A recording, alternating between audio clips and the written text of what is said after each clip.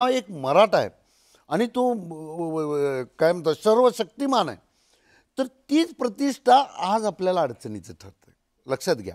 म्हणजे तुम्ही सामाजिक, आता आणखीन एक सांगतो की तुम्ही जर सामाजिक मागासले पण सांगता आणि त्यावर जे काय सगळ्या जातीचं ओबीसीचं बघा, आम्हाला सांगितलं मराठ्यांना तुम्ही सामाजिक मागासले पण प्रूव्ह करा.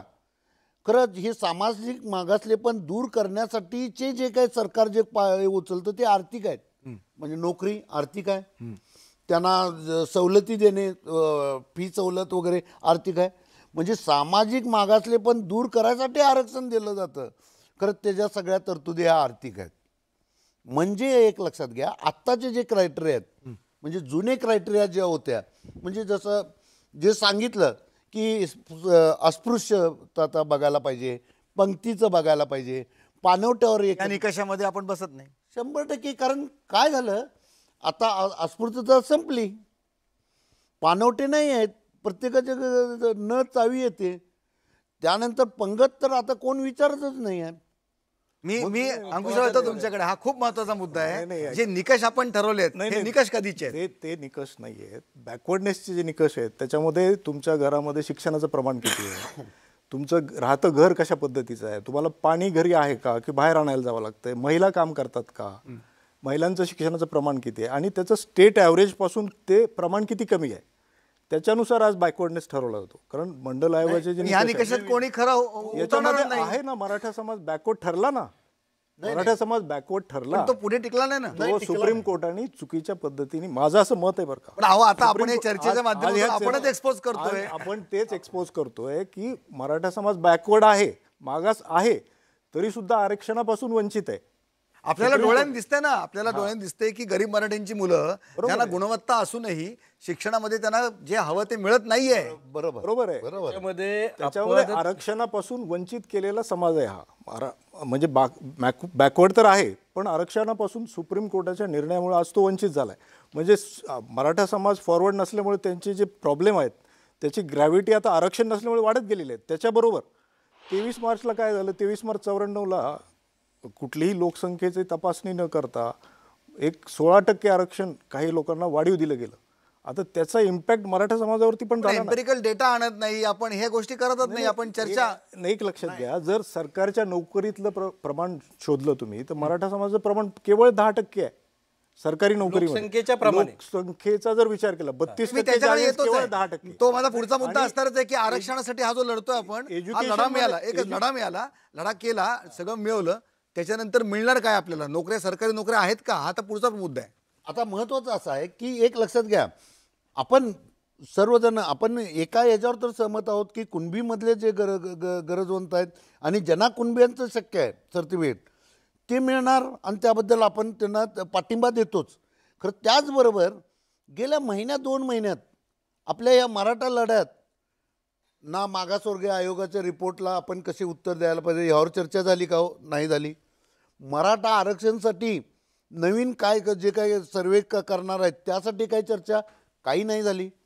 किंवा मराठा म्हणून जे आहेत त्यांच्यासाठी कोणच विचारत नाही. ही मराठा समाजाची खंत आहे की कुणबी समाजासाठी लढतायत जरांगे आणि मराठा समाजासाठी लढत नाहीयेत. आता खरंच आहे, हा तुमचा थेट आरोप आहे. बरोबर आहे माझं म्हणणं. मराठा समाज, एक मिनिट, की कुणबी मराठा एक असतील, कुणबीन मराठा एक जर म्हणला तर कुणब्यांना आरक्षण होतं पूर्वी. मग त्याच धर्तीवर मग मराठ्यांना का आरक्षण नाही? एक लक्षात घ्या, जरांगेंची सुरुवातीची भूमिका मराठवाड्यापुरती आणि ती कुणबी प्रमाणपत्र पुरतीच मर्यादित होती. परंतु नंतर त्यांनी अखिल महाराष्ट्राची भूमिका घेतली आणि मराठ्यांना मराठा म्हणून आरक्षण मिळण्याचे सुद्धा त्यांनी मार्ग ओपन केले. कुणबी प्रमाणपत्राचा शोध तर चालूच ठेवला. पण मराठा समाज कसा बॅकवर्ड आहे त्याच्या आज बॅकवर्ड क्लास कमिशनच्या माध्यमातून सरकारने प्रश्नावली तयार केली आणि मराठ्यांना मराठा म्हणून कसं आरक्षण देता येईल याची आज सरकारने तपासणी चालू केलेली आहे ना. राजेशजी, तुम्हाला सर्व प्रश्न विचारतो. मागासवर्ग आयोग सांगतं, शिफारसी करतं, त्या मागासवर्ग आयोगाच्या सगळ्या शिफारसी कोर्ट ऐकतं का? हो, मी थोडंसं याच्यात राजकीय बोलू का? मी तुम्हाला अगदी राजकीय पिटिशनचा जो मार्ग आहे तो एकच मार्ग आहे आपल्याकडे पिटिशनच्या माध्यमातून. आणि दुसरा एक मार्ग आहे सुप्रीम कोर्टाने बॅकवर्ड क्लास कमिशनचा रिपोर्ट काही सेट असाइड केलेला नाहीये. बरं तो रिपोर्ट आहे आणि त्या रिपोर्टला आधारित जर आणखीन ऍडिशनल डेटा मिळाला तर सरकार जे आहे state is the supreme power. State can always enact. स्टेटचे त्याला काही बंधन नाहीये. स्टेट कॅन ऑलवेज एक्सेप्शनल केसमध्ये म्हणून जाऊन आपण केलं तर करू शकतात. सरकारची जी ठीक आहे तुम्ही आता मी याच्यावरती अतिशय राजकीय बोलतोय. जसं आपण म्हणलात की सुप्रीम कोर्टामध्ये आरक्षण टिकलं नाही आमचं, ह्याला कारणीभूत कोण आहे हो?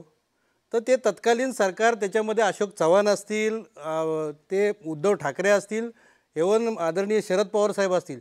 शरद पवार साहेबांना तर मराठा समाजाची प्रचंड एलर्जी आहे. मराठा समाजाला सगळ्यात मोठा आत्ताच हा आरोप तुम्ही कुठल्या आधारावर करता? आत्ताच ॲडव्होकेट टेकाळे साहेबांनी सांगितलं की 23 मार्चचा जो 94चा JR आहे त्याच्यामध्ये ही जी भावना आहे ना मराठा समाजाच्या तरुणांची ती प्रचंड आहे की 23 मार्चला जो इतक्या जाती आहेत त्यांचं कुठल्याही प्रकारे आयोगाकडून मागासलेपण सिद्ध केलं नाही, कुठंही काय केलं नाही, आणि ह्या डायरेक्ट जाती तुम्ही OBC मध्ये कन्वर्ट केलेले आहेत.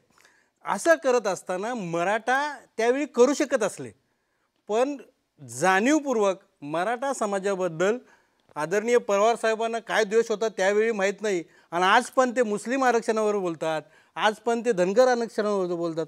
मराठा आरक्षणावरती कोणालाही धक्का न लावता बोलावं. आज मी तुम्हाला खऱ्या अर्थानं सांगतो, आरक्षण हे आदरणीय तुम्ही मला कोणीही काय बोललं, कुठल्या पक्षाशी निगडीत बोललं तरी काय फरक पडत नाही. कारण आत्तापर्यंतच्या इतिहासामध्ये जे सन्माननीय एकनाथ शिंदे साहेबांनी प्रयत्न केलेत ते कोणीच केले नाही ना. बरं. आणि आज जर का तसं असेल तर मी तुम्हाला सांगतो, आरक्षणाच्या बाबतीत पवार साहेबांनी ह्या सगळ्या प्रक्रियेमध्ये काय योगदान दिलेलं आहे?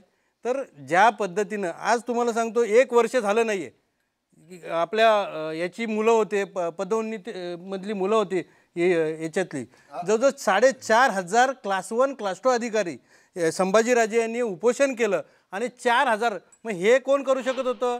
अशोक चव्हाण आणि उद्धव ठाकरे करू शकत होते ना, शरद पवार साहेब करू शकत होते ना. त्यांना कुठलं आज पण ती शासकीय सेवेमध्ये आलीत मुलं.